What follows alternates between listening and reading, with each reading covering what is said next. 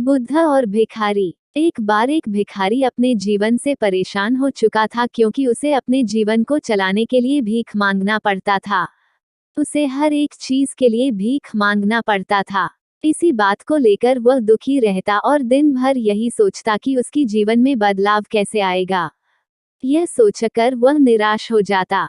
वो हर दिन देखता कि बहुत सारे लोग निराश होकर, आंखों में आंसू लिए लोग और विभिन्न चिंताओं से परेशान लोग गौतम बुद्ध की तरफ जाते और वापस लौटते समय वे लोग बहुत ही खुश होते थे।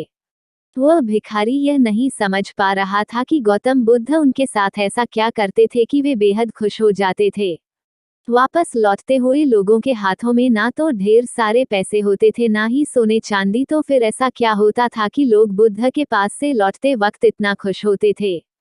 यह सब सोचकर वह भिखारी भी निर्णय लिया कि वह भी महात्मा बुद्ध के पास जाएगा और देखेगा कि ऐसा वहां क्या हो रहा है कि दुखी लोग उनके पास जाकर खुश हो जाते हैं। वह बुद्ध से मिलने के लिए उनके पास चल पड़ा। जहां बुद्ध मौजूद थे वहां बहुत लंबी कतार लगी हुई थी, तो वह भिखारी भी कतार में लग गया। कतार में लगकर वह अपनी बारी का इंतजार करने लगा। देखते ही देखते उसकी बारी आई और उसने बुद्ध से कहा, बुद्ध, मैं बहुत ही गरीब हूँ।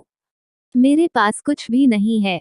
मुझे अपना जीवन चलाने के लिए भी दूसरों से भीख मांगनी पड़ती है। अब आप ही बताइए कि मैं अपने जीवन को कैसे बेहतर कर सकूं। यह सब सुनकर बुद्ध ने कहा, तुम गरीब नहीं हो। तुम्हें ऐसा लगता है क्योंकि आज तक कभी तुमने किसी के लिए कुछ भी नहीं किया। ना ही तुमने कभी किसी को दान दिया, ना ही तुमने दूसरों के लिए कुछ किया। यह सब सुनकर भिखारी के मन में एक आशंका जाग उठी। अपनी आशंका को दूर करने के लिए भिखारी ने पूछा, मैं तो एक भिखारी हूँ। मैं लोगों को दान कैसे दे सकता हूँ और कैसे लोगों की सहायता कर सकता हूँ। मुझे तो खुद अपना जीवन चलाने के लिए दूसरों से मांगना पड़ता है।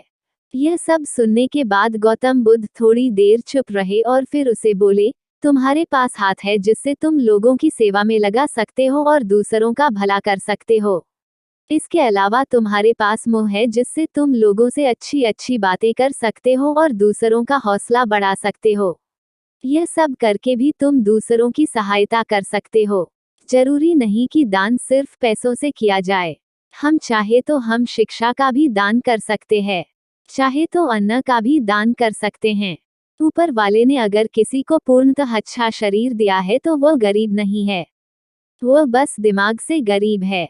उसे इस विचार से हटकर दूसरों की सेवा में लगाना चाहिए। बुद्ध की यह सब बातें सुन लेने के बाद वह भिखारी बहुत ही ज्यादा खुश हो गया और उसका मन अब संतुष्ट था। हमें इस कहानी से यह भी सीख मिलती है कि दान सिर्फ धन का ही नहीं, शिक्षा, भोजन, अच्छे विचार आदि का भी किया जाना जरूरी है। अगर आपके पास धन नहीं है तो आप शिक्षा का दान कर सकते हैं या फिर आप दूसरों के लिए अच्छे विचारों का भी दान कर सकते हैं। इससे समाज बेहतर होता है।